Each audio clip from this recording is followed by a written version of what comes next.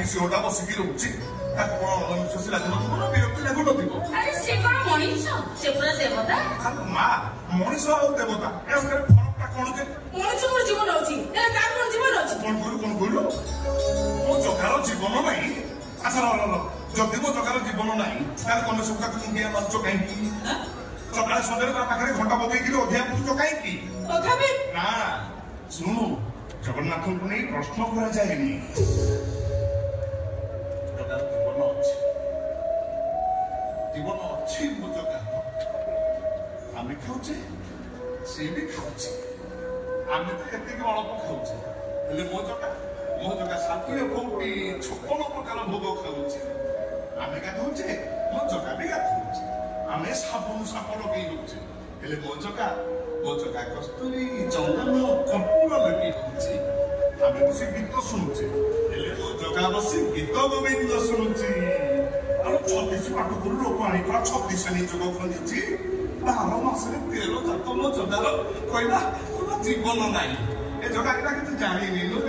ଆଚ୍ଛା ଭାଇ ନା ତମେ ଏ କହିଲ ତୋ ଜଗାକୁ ନେଇ ଯାଇଥିଲ କୁଆଡେ? ଏଇଠି ଘରେ କିଛି ଗରମ ହଉଛି ଆଉ ଶୋଇ ହଉଛି ପଙ୍ଖା ନଲାଇନି ଶୋଇ ହଉଛି ଦେଉଳକୁ ପଙ୍ଖା ନାହିଁ। ମୁଁ ଭାବିଲି ମୋ ଜଗାକୁ ଗରମ ହଉଥିବ ସେଇଥିପାଇଁ ଜଗାକୁ ଟିକେ କାନ୍ଧରେ ବସି ବାହାରେ ଯାଇକି ପବନ ଖାଉଥିଲି। ଏ ଦେଖୁନୁ ଝାଳ ଜଗା ମୁହଁ ପୁରା ଶୁଖିକିରି କଳା କାଠ ପଡି ଯାଇଥିଲା ଏବେ ଖାଲି ଖିଲି ହେଇ ହସୁଛି।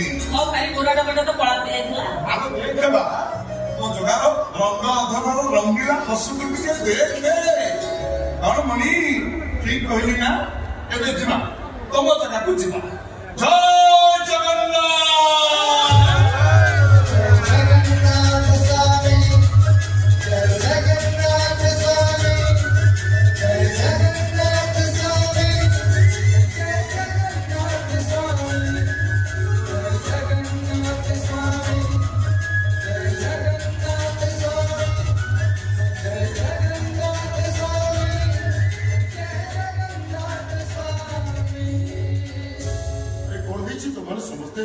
ଗାଁର ସବୁ ଦଳ ଦଳ ହେଇ ଏଠୁ ବାହାରି ଯାଉଛନ୍ତି କଥା କଣ?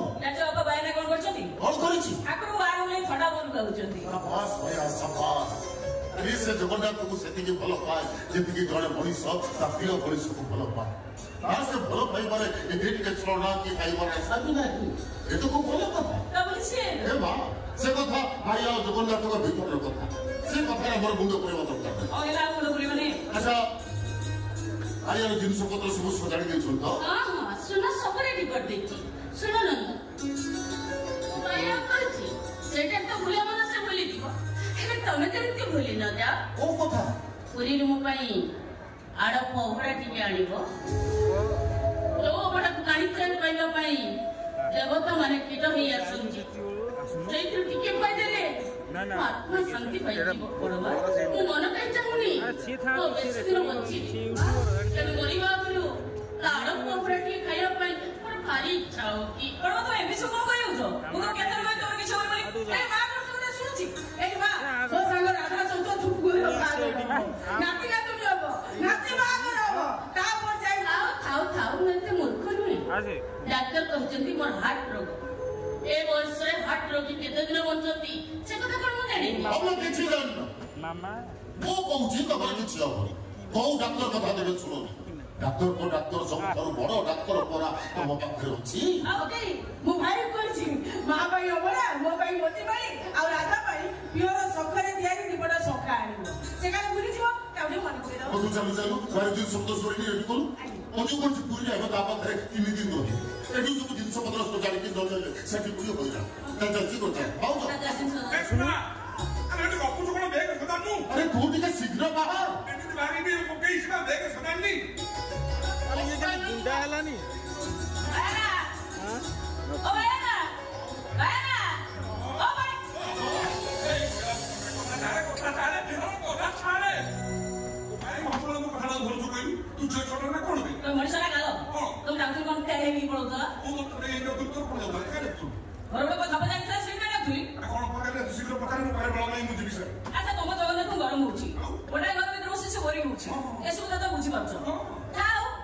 ଠାକୁରଙ୍କ ମନ କଥା ବୁଝିପାରୁଛ ମୋ ମନ କଥା ଟିକେ ବୁଝିପାରୁନ।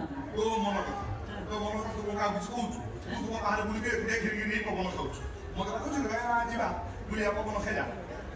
আচ্ছা ঠাকুর কোন কইতে যাই না কথা কোন জগা বলিয়া কাঁধরে বসি দি আর বলি গিরি গিরি কোন কইতা ঠাকুর কোন কইতে তা গরম হইছে কাঁধরে ঠাকুর কইবে কাই কি তোমার মো জগার মন কথা বুঝি করে ঠিক সেমতি মো মনে কথা কোন ছেনা গুলো এই দিন খাই করু মানে কিলো সকালে দেউলରୁ ভোগ করে আনি ଛେନା ଗୁଡ କଦଳୀ ଚକଡି କିରି ପଳେଇ ଖାନ ଦେଇଥିଲି ଖାଇନି ତୁ ଏ ଭଗବାନ ଏଠି ନାହାନ୍ତି ଲୋ ଦେଉଳରେ ଅଛନ୍ତି କାହା ରାଖିବୁ ଦେଉଳରେ ବସିକି ମୁଁ ଯାଉଛି ପୁରୀ ଟ୍ରେନ୍ ଯାଇକି ସୁନା ଯିବି ସୁନା କଣ ଦେଖିଲା କାହା ଦେଖୁଛି ଜମା ମୁଁ ରାଖୁ ସେ ପୁରୀ କିଲୋ ଶୁଣୁ ଯଦି ମୋର ଡେରି ହେଇଯିବ ପୁଣି ବସରେ ଆଉ ସିଟ୍ ପାଇଲେନି ସେ କୁଣ୍ଟୁକୁ ଧରି ମୋତେ ପୁରୀ ଯାଇ ଯିବାକୁ ପଡିବ ଜମା ମୋ ପଛରେ ଡାକ ମତେ ମୁଁ ଯାଉଛି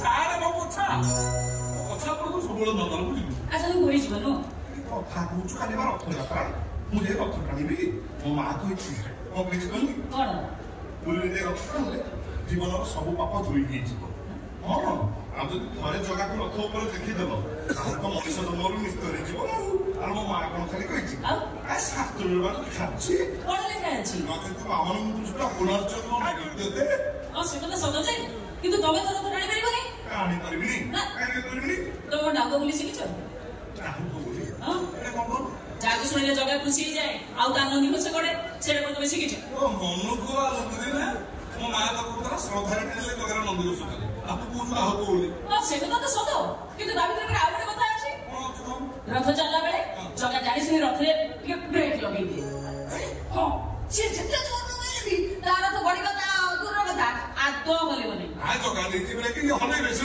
ଠିକ ସେତେବେଳେ କଣ ହବ ରଥ ଉପରେ ବସିଥିବା ଡାହୁକ ଜୋରରେ କହିବ ଡାହୁକ ବୋଲି ଆଉ ପଛରେ ସବୁ ଭକ୍ତମାନେ ପାଳି ଧରନ୍ତି ଯାହାକୁ ଶୁଣିଲେ ଜଗା ଖୁସି ହେଇଯାଏ ବ୍ରେକ୍ ଛାଡିଦିଏ ଆଉ ନଦୀ ଭଜଗଡା ବଢିଆ ବଢିଆ ରସିକିଆ ଟଙ୍କା ମୋର ବଢିଆ ଯେ ତମେ ତ ଶିଖିନା ତମେ କୋଉଠି ଆଣିବ ମୁଁ ଶିଖିଛି ତୁ ଶିଖିଛୁ ମତେ ଶିଖେଇ ଦବୁ ହଁ ଶିଖେଇଦେବି କିନ୍ତୁ ଗୋଟେ ସର୍ତ୍ତରେ ସର୍ତ୍ତ ଡାହୁକ ବୋଲି ଶିଖିବୁ ଜଗା କଥାରେ ସର୍ତ୍ତ କହୁଛୁ ସର୍ତ୍ତ ରଖିବି ନା କହ ପୁରୀରୁ ଆଇଲା ବେଳକୁ ମୋ ପାଇଁ ଗୋଟେ ସଖା ଆଣିବ ଆଣି ତୁ ଗୋଟେ ଜାଣିଲ ତ ଲାଲବାଗ ଫଟେଇ ଦେଇ ଆଜ୍ଞା କିନ୍ତୁ ତୁ ତ ଭାଷା ଆଣିବୁ ତୋର ସଖା କଣ ହବ କଣ ହବ ବେକରେ ପକେଇ ବୁଲିବି ତମ ଫଟୋ ଉଠେଇବ ହେ ଭଗବାନ ସେ ସଖା ତ ମୁଣ୍ଡରୁ ବେକ ଦେଇ ଗଳିବ ସୂତାରେ ବାନ୍ଧିବି ତମର ବେକରେ ବାନ୍ଧିବି ପାରି ହବନି ବୁଝିଲୁ ପୁଅ ଆଣିବ କି ନାହିଁ ଆଣିବି ତୁ ଆଗ ସେ ବୋଲି ଟିକେ ଠିକ ଅଛି ମୁଁ ଆଗେ କହୁଛି ମୁଁ ଯାହା କହିବି ମୋ ପର୍ଯ୍ୟନ୍ତ ତମେ ଠିକ ସେଇଆ ହିଁ କହିବ ଓ ଭଗବାନ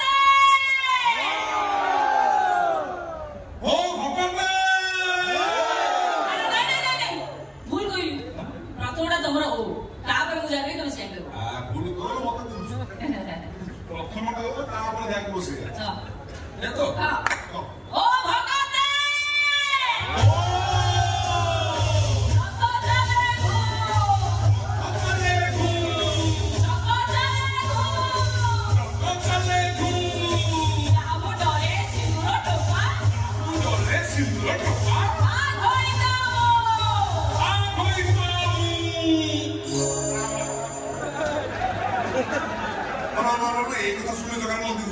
ସେ ତ ବଡ ରସିକାଟା ତମେ ଜାଣିଲ ନା କଣ ବଢିଆ ଲାଗୁଛି ଯା ବୋଲି ଯା ଓ